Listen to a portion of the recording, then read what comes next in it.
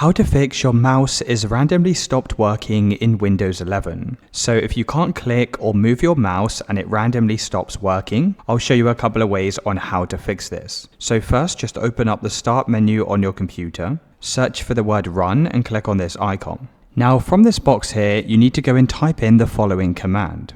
Now I've already got this saved over to my notepad, but I'll leave this in the video description so you guys can copy and paste this as well. Now once you've pasted it inside of this box here, press enter.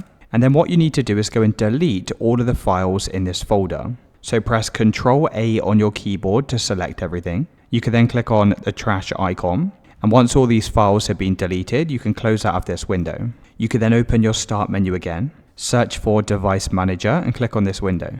Click on the drop down arrow next to Mice and Other Pointing Devices. You then need to right click on your mouse and press Update Driver. Press Browse My Computer for drivers and press Let me pick from a list of available drivers. Select the HID compliant mouse and press Next. Once you've done this, you can check to see if your mouse is now working. If you're still having an issue, then right click on your mouse again and press Uninstall Device. You could then press Yes. Now your mouse will stop working. You'll need to restart your computer. Once your computer's restarted, it will automatically be reinstalled, and that should have fixed the issue where your mouse randomly stops working.